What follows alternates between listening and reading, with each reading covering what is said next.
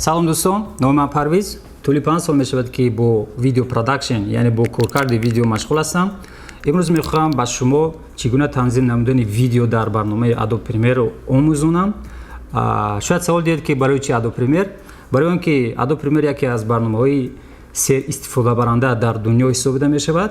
به همین خاطر استفاده برنده‌اش که زیاد است، وقتی شما با یگان مشکلی روبرو میشوید، زود در اینترنت اگر جستجو نمایید، آن را دریافت نمایید. و همچنین یک توصیه دیگر داده می شود که حتما باید با زبان انگلیسی نصب کنید، چون که با دیگر زبان ها همون پلاگین و افکت هایی که در ادوب پریمیر هستند نه اونقدر خوب ترجمه شده است و وقتی به شما لازم می شود و در اینترنت گفتگو می نمایید، آن را با دیگر زبان یافته نمی توانید. به همین خاطر توصیه می کنم که با زبان انگلیسی نصب کنید، این خوب است. باز هستند دیگر برنامه‌هایی که به مانند فاینال کات، داوینچی ریزولف، سونی وگاس. شخصا برای من ادوب پریمیر خوب است، برای اینکه اونجا تمام همون کالر کرکشن یعنی سویت کرکسیا رنگ و باری خوب دارد و همچنین فونکسیون‌هایی که دارد همش فهمو است و عموما خیلی آسان است کار کردن. خب حالا ما شروع میکنیم.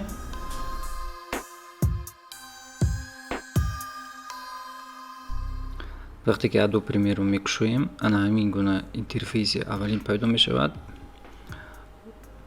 و در قسمت بالایی نام پروژه رو میپرسد.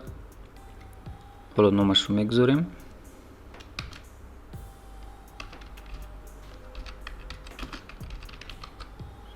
خب در سطر دوم جوی همون پاپکه‌ای که شما باید پروژه خود رو سخرانیت کنید اونجا رو میپرسد. هم خیلی انتخاب میکنید و جای در کار سخرانیت میکنید. خب با دیگر قسمتش دست نمیکنیم، چون که دیگر قسمت ها اتوماتیک با جای لازمه ایستادن. خب اوکی میکنیم. همین گونه یک میدان کاری در ادوب پریمیر کشیده می شود. با قسم ها جدا شدن. این قسمت افکت کنترل یعنی تنظیم نمودن افکت ها است. در اینجا مانیتور پیدا می شود. در اینجا یعنی رنگ و بار کردن. در این قسمت اون فایل هایی که ما با اونها کار میکنیم گذاشته می شود. اساساً جای کاری ما اینجا است، یعنی تایملاین میگویند. در اینجا هم میبریم هم میچسبونیم و همون افکت و تمام پروسس کاری در همینجا کرده می شود. خب شما میتوانید من همین خیلی تا جای در کاری جمعونید. من از اینجاش میقپید، من میکشید چقدر که لازم باشد برای خود موافق میکنید. همین طور. اصلا در مراتب یکم شاید به نظرتون دشوار تا بعد، لیکن اونقدر دشوار نیست. همون فونکسیون‌هایش فهمو است. در قسمت بالا یک چند به قبل رژیم ها هستند. مثال لرنینگ، اگر لرنینگ رو پخش کنید در اینجا به شما یک چند ویدیو درس ها رو پیشکش میکنند که شما میتوانید از روی اونها دیده تنظیم کردن رو آموزید. در اینجا نشان داده است که چگونه تنظیم کردن ممکن.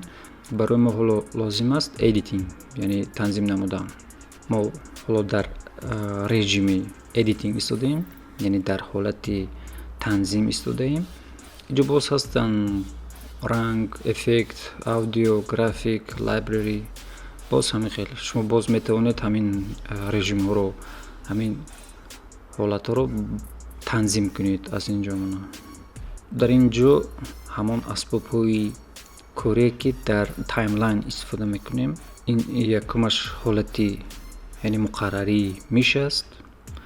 دیگرش تقریبا برای همین کار کردن در تایملاین استفاده میشه. من این لیزو است که بسیارتر لازم می شود.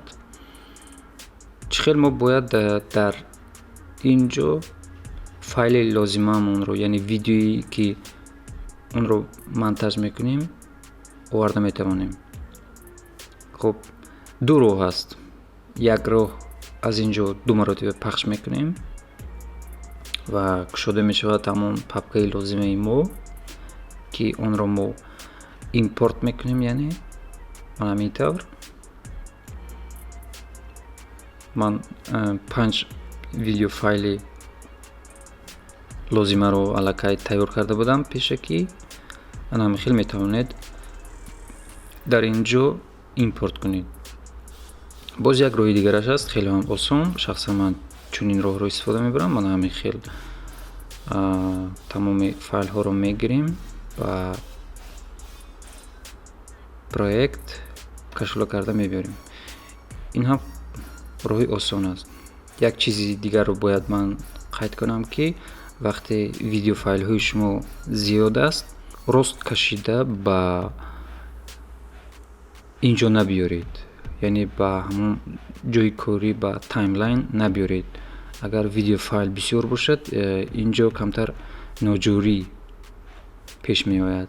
یعنی Adobe Premiere از کار میماند. به همین خاطر اول اینجا گذارید جایی که پروژکتی که کشیدید اونجا مخصوص جا هست در همینجا بیارید. باز من اینجا یک چند دکمه دیگر هستن که من حالا گفته میگذارم. یکمینش این ترتیبات است. من این ترتیباتی تبلیغ میگن. یعنی این خیلی جای گذاری کرده میشود. من این خیلی جای گذاری کرده میشود. و دومش دیده میتوانید. اینها هم از روی همین ترتیباتی که در اینجا گذاشته میشود میپرسد. خب در اینجا ما مخصوص پاپکه ها میکشیم که اونجا همون فایل های ما در داخلی پاپکه گذاشته میشود. مثال میگیریم ما حالا یک پاپکه نام میکشیم و نامش رو ویدیو میگذاریم.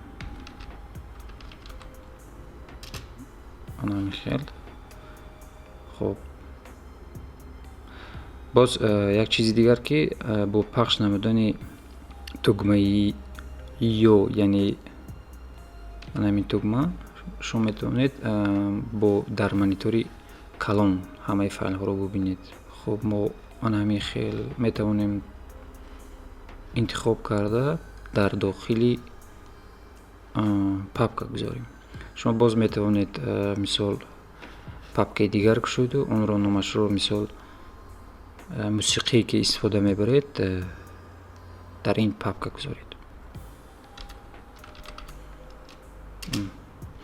باز شما میتوانید همون فایل هایی که برای شما لازم است با پاپکه ها تقسیم کنید. یعنی ویدیو، میوزیک، گرافیک و باز نمیدونم چیزهای دیگر. وقتی فایل رو اینجا میگذارید اگر در بالایش دو مرتبه پخش کنید در همینجا باز یک مانیتور دیگر پیدا می شود. همین طور چخیلی که میبینیم در اینجا باز یک مانیتور دیگر شده شد. یعنی پریویو این است. همون فایل هایی که ما در اینجا داریم و با اونها کار میکنیم پیشکی در اینجا تماشا کرده بعد انتخاب کرده با تایملاین یعنی با جوی مونتاژ کردن میبیاریم. خب چخیلی که میبینیم این مانیتوری پریویو است. یعنی اول همون فایل هایی که در اینجا داریم پیشکی تماشا کرده. من همین خیال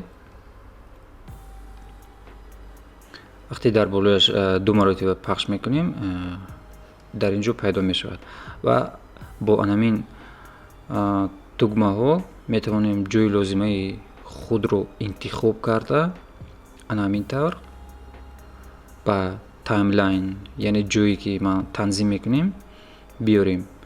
من همین طور یک چیز دیگر رو باید قید نمایم که وقتی انا همین طور جای لازمه ویدیو رو ما انتخاب کردیم ما میتوانیم باز مثال تنها ویدیو و با این دکمه تنها آودیویش رو انتخاب کنیم. همین طور یعنی ما میتوانیم به طور علاهیدگی با همین دو تگمه جای لازمه آدیو و ویدیو رو انتخاب کنیم.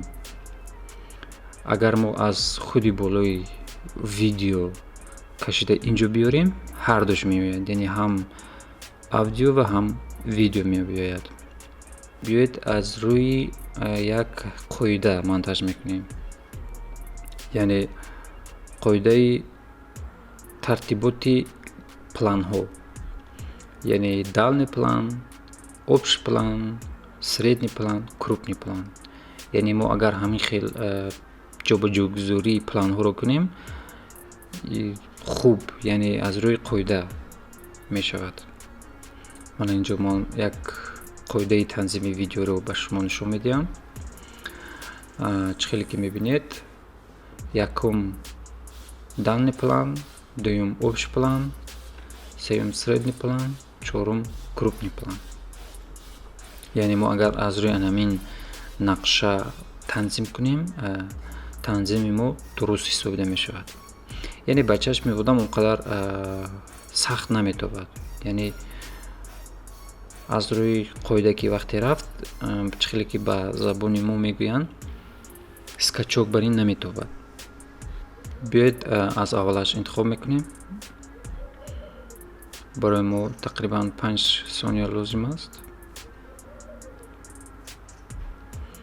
خب همین طور ما میتوانیم انتخاب کنیم. شما میتونید این رو به هر طرف یعنی برید، به جای لازمتون گذارید. من همین طور اینجا دروشگاه هستم، ما میتونیم همین طور گریان کنیم، خاموش کنیم. در قسمتی پایان از همین خط در قسمتی پایان آدیو جای گیرن، یعنی آواز جای گیر است. چخیلی که میبینید یک و در بالا باشد ویدیو است، یعنی ویدیو یکم، ویدیو دو، ویدیو سه هم خیلی دروشگاه ها میروند به این هم. چقدری که شما میخواهید کشوده میتوانید. دروشگاه رو خیلی بسیار کشودن ممکن است، اون هم خیلی کشویدن میشود. وقتی ویدیو رو به جای خالی میبرید خودش به طور اتوماتیک همین طور دروشگاه نو به شما کشوده میتید. آدیویش رو هم همین طور اونم خیلی پایان میبیارید به شما یک دروشگاه نو کشوده میتید. یک چیز دیگر از همینجا ما میتونیم فایل ها رو هم خیلی هم کلان کشوده و هم تمام فایل ها رو دیده میتونیم. همین طور از اینجا این خیلی کرده میتونیم و از اینجا هم همین طور دیده میتونیم. دروشگاه بالا رو دیده میتونیم. همین خیلی این رو میشود با تگمه های کلاویاتور هم کردن ممکن است. همین طور با پخش نمودن تگمه مینوس مایده میکنیم، با پلوس کلان میکنیم. همین خیلی خب. حالا فایل ها رو انتخاب میکنیم.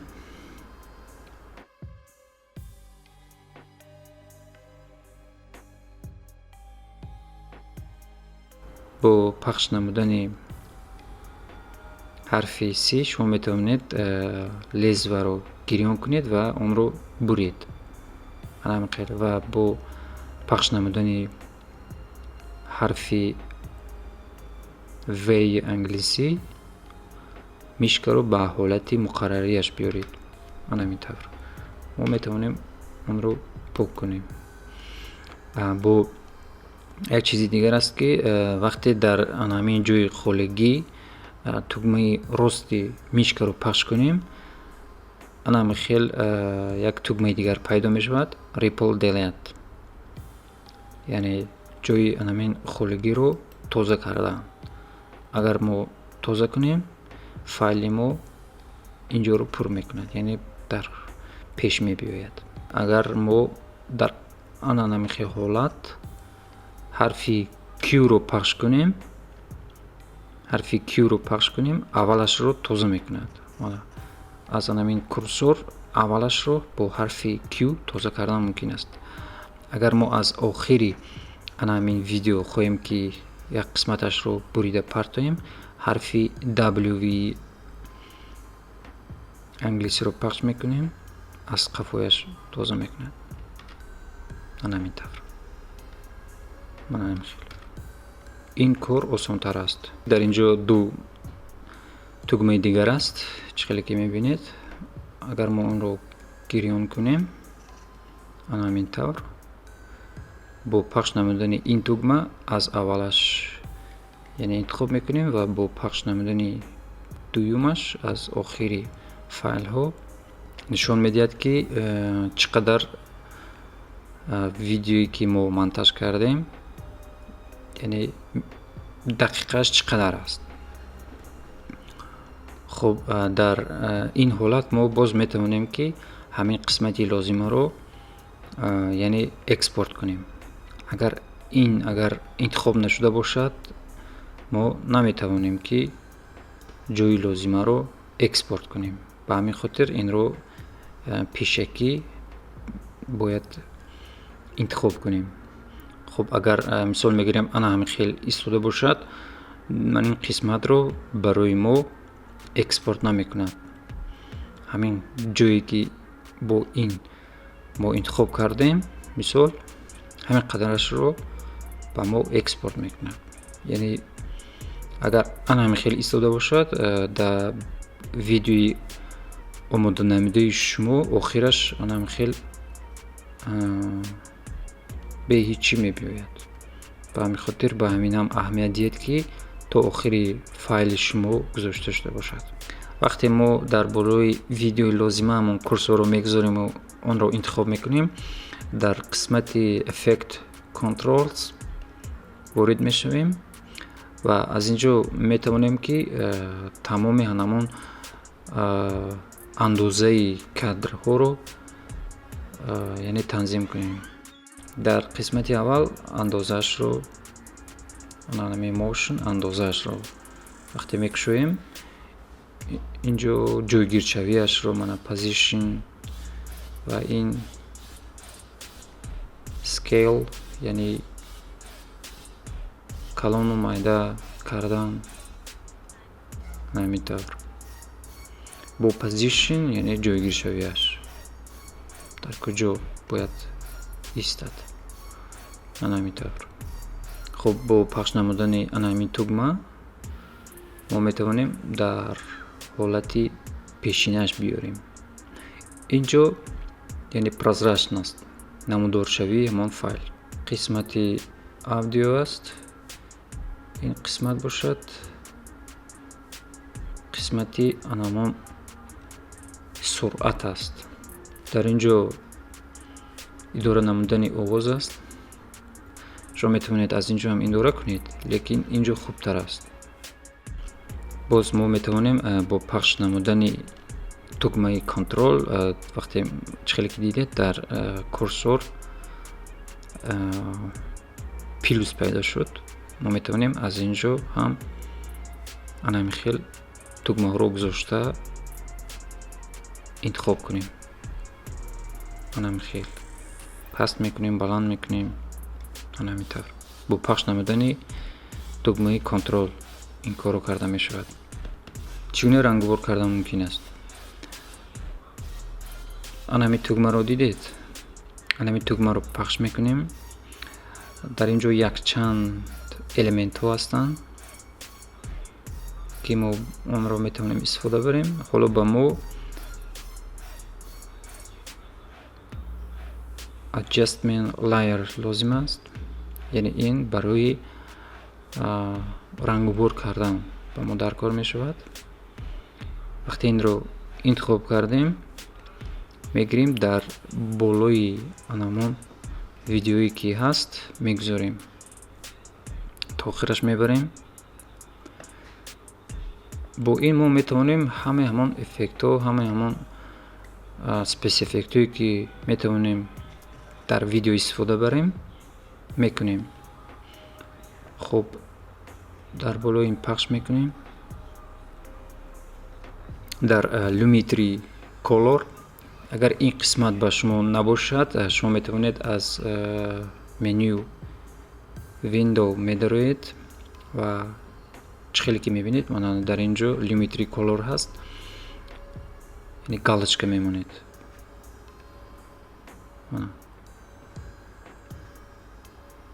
لومیتری کولور.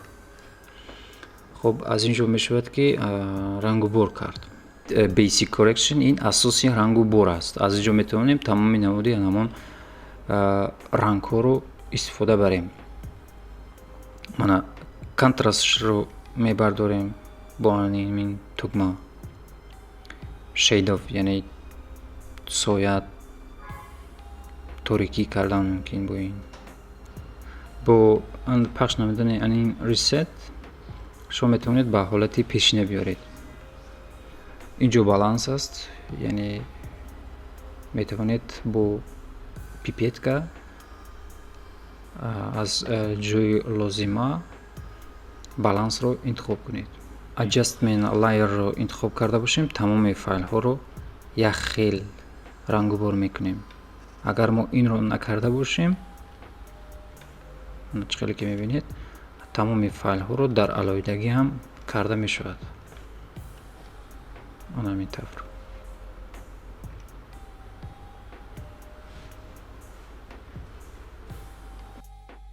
خب ما رنگ و بور کردیم.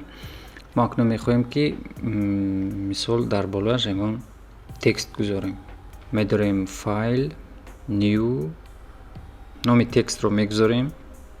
وقتی نام تکست رو گذاشتیم اینجا به طور اتوماتیک با همون اندازه‌ای که ما پروژه خود رو کشیدیم با همون اندازه کشیده می شود.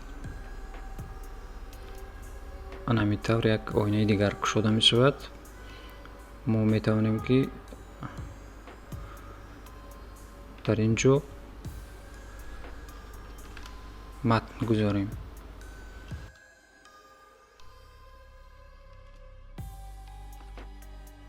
چخیلی که میبینید در بالا تمام همون پارامترهای تکست هستند. میتونیم که از اینجا تکست های خود رو یعنی تنظیم کنیم. اگر شما این تگمه رو دیدید اینجا رو اگر تولز رو پخش کنید اسباب ها هستند برای گذاشتن تکست در بالای ویدیو. خب یک کمشین همین خیل تکستی گوریزونتالی، دویمش همون تکست رو به شکل ورتیکالی گذاشته می شود. همین طور. وقتی ما تکست رو انتخاب کردیم میگیریم در اینجا میگذاریم. شما میتونید این رو با پخش نمودن تگمه آلت و با میشکه همین طور کپی کنید. میتونید چند تا که لازم باشد کپی کنید. شما میتونید نامناسب رو هم همین طور بذارید. مثلا میگیریم کپی میکنیم، میداریم، عوض میکنیم.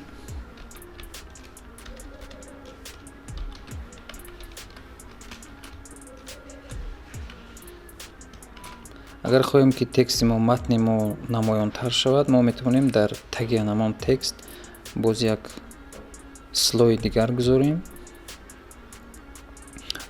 این رو میتونیم از اینجا هم انتخاب کنیم. همینجا میداریم کولر مت انتخاب میکنیم، رنگ لازمش رو انتخاب میکنیم.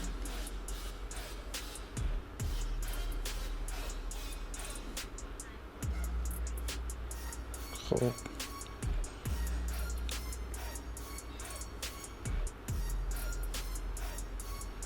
همین طور. افکت است، از افکت کروپ رو انتخاب میکنیم.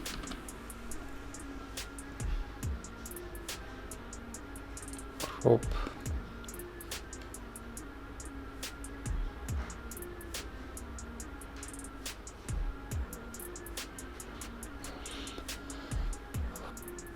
ما باز میتونیم یک کارمت دیگر کشویم.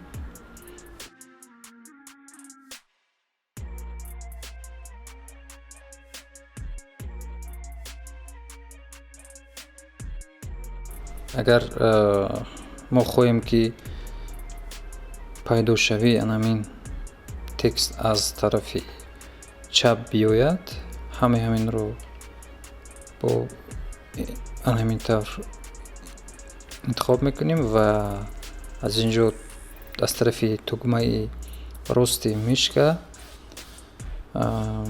نست رو انتخاب میکنیم.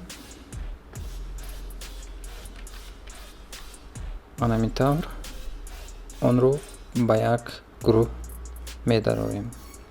وقتی ما نام رو گذاشتیم و خواهیم که با افکت پیدا شود، یعنی با یگان خیل برآمدن یا که در آمدن پیدا شود، از افکت کنترل پوزیشن رو انتخاب میکنیم. این تگمه کیفریم است، یعنی این تگمه انیماسیونی است.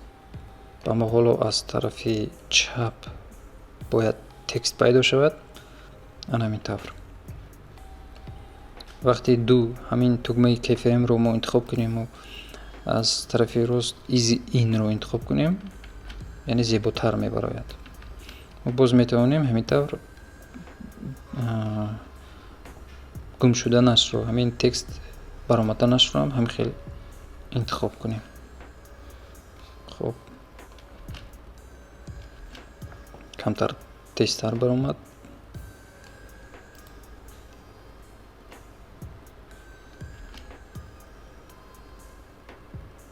همین طور اکنون میخوایم که یگان خیل در بالایش یا که در یگان کنجی ویدیو لوگوی خود رو گذاریم، یعنی لوگوتیپی خود رو گذاریم. من اینجا PNG فرمت رو انتخاب میکنیم. خب همین طور با افکت کنترل از افکت کنترل جوی اون رو معین میکنیم. خب همین طور ما میتوانیم لوگوی خود رو هم گذاریم. خب دوستان، اکنون ما خواهیم که در ویدیوی خود موسیقی گذاریم. من به شما توصیه میدم که از میوزیک لایبرری یوتیوب استفاده برید، چون که اگر شما در اینترنت ویدیو کردنی باشید، اونجا حقوق مؤلفی خیلی هم جدی است. به همین خاطر از خودی لایبرری یوتیوب استفاده کنید که اونجا حقوق مؤلفی ندارد. اونجا چه خیلی وارد شدن ممکن است. می‌داریم با تворческий استودیو یوتیوب. از اینجا فونوتека رو انتخاب میکنیم. من در اینجا خیلی هم موسیقی زیاد هستن که حقوق مؤلفی ندارن، بعضیشون دارن، فقط طلب میکنن که نام مؤلف رو گذاشته شود. من از اینجا اسکچات کردن ممکن است. خب موسیقی رو ما انتخاب کردیم. باز هم طور میگیریم، در دروشکه پایان میگذاریم. همین طور. خب چقدر که در اول گفتم، با پخش نمودن تگمه کنترل، وقتی که در کورسور همین گونه علامتی پیلوس پیدا می شود، ما همین خطی که حالا در مابین اودیو می بینید زیر می کنیم و یعنی آهسته پیدا می شود. باز از اینجا می توانیم از طرف راست ایزی این رو انتخاب کنیم.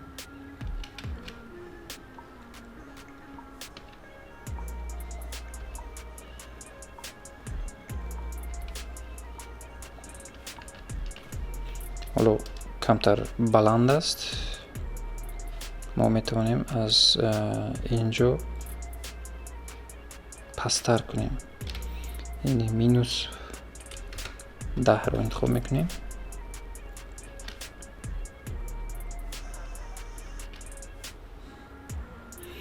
من به شما توصیه میتیم که آغاز خودی ویدیوی اصلی رو گذارید، یعنی اینتر شماش رو کم ترک گذارید. این ویدیو رو زنده تر میکند. خب آن همین گونه میتونید تنظیم کنید ویدیوی خود رو. وقتی منتج ما به آخر رسید، ما باید آن رو اکسپورت کنیم، یعنی یک فایلی ویدیویی کنیم.